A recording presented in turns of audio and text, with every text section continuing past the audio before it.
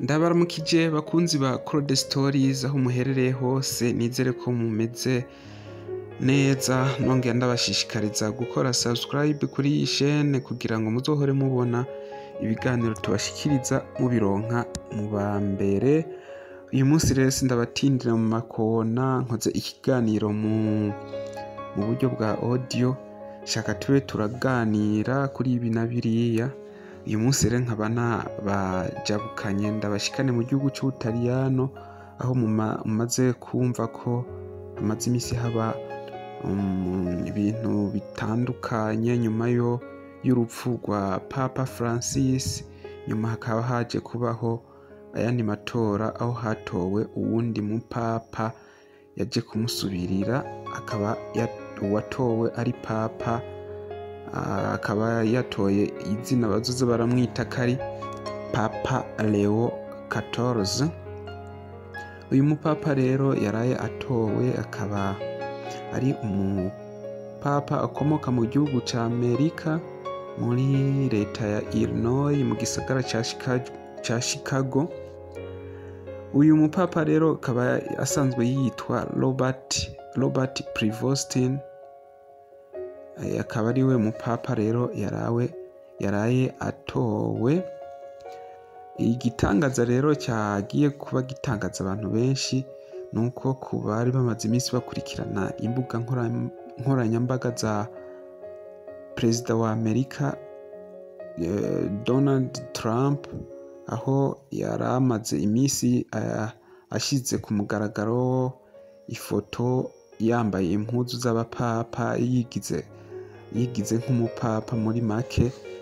Ivyo rero abantu benshi bakaba babivuze ko ibintu byinshi bitandukanye, bavuga ati none uyu perezida ibi bintu ariko apostinga ashira ku mbuga nkoranyambaga yigize umupapa, ati ivyo babisobanura iki? Abenshi rero baje gutangara bamaze kumva ko umupapa yaraye atowe akomoka mu gihugu ca Leta Zunze za Amerika, aho benshi batangiye kwibaza byinshi bitandukanye, bavuga ati kumbure Perezida Donald Trump ashobora kuba yarabizi ko hazotorwa umunyamerika, cyangwa se abandi bakabivuga ukundi kuntu gutandukanye bivanye n'ukuntu Donald Trump yari yashize ko ifoto yigize ko ari papa, hama nyuma hakacaza gutorwa umupapa akomoka mu gihugu ciwe, bakomoka mu gihugu kimwe.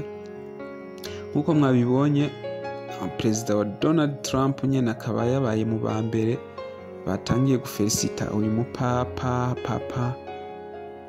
Papa Leo 14, aho Donald Trump mu majambo yiwe yavuze ati tuyishimiye ko habonetse uwundi mupapa mushasha, kandi bikaba bidushimishije cyane ko akomoka mwa kino gihugu cacu igihugu ca Leta Zunze za Amerika, aho Donald Trump yabandanyije avuga ko yipfuza ko vuba bazobonana n'uyu mupapa bakagira byinshi baganiriye. Uyu mupapa rero avuka muri Leta Zunze za Amerika, nkuko namye ndabibabwira, akaba ari umupapa aje yita Papa Leo 14. Ngira mu bakatolika cyangwa se abegereye Eklezia baba bizi ukuntu bagenda batondeka aba bapapa n'ukuntu bagenda babita amazina, baca babimenya, baca bisobanukirwa.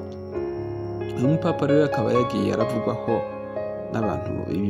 abantu bagenda baravuga ibitandukanye ku bijanye n'uyu mupapa yaraye watowe, cyane cyane kuba avuka muri Leta Zunze za Amerika. Harabihuza n'ubuhanuzi, hari ababihuza n'ibintu byinshi bivanye n'ibyo bagiye basoma mu bitabo bigiye bitandukanye. Mumenya ko rero uyu mupapa asanzwe afise imyaka 69, aho yavutse mu mwaka w'1955 mu kwezi kwa mbere. Urumva ko ari hafi gukwiza imyaka 70. Nk'uko mubizi muri Eklezia bakunda gutora umuyobozi cyangwa se umupapa baba bafise imyaka yegeye hejuru.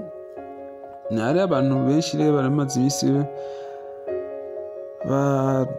bavuga ko ashobora kuzotorwa papa w'umwirabure, bakiyumvira ko ashobora kuzoza umupapa akomoka muri Afurika, akavuga ati ashobora kuzotorwa umupapa ava mu Rwanda, abandi bakavuga ati ava muri za Togo, za Ghana. Ariko nk'uko mwaraye muvyumvise bikaba bitashobotse. Sinibaza ko no mu mateka iyo bamaze kubaho umupapa w'umwirabura. Tuzobikora ko ubushakashatsi, namba ari byo tuzogenda tubibamenyesha. Nk'uko mwabibonye amatora yabaye kuri uyu wa kane, aho uyu mupapa yaje kuboneka. Ngira ngo murabizi ibyo muri Katolika ko bigenda, ko batorwa abapapa, nk'uko twagiye turabisoma ku binyamakuru bitandukanye hirya no hino. Bavuga ko abinjiye mu cyumba cy'amatora aba asanzwe ari abakardinali. Abakardinali nabo ngira murabazi niba abantu mu nzego zo hejuru i Roma hariya mu Butaliyano muri Kiliziya Katolika, akaba ari bo binjira mu cyumba kiberamo amatora hamwe bagatora.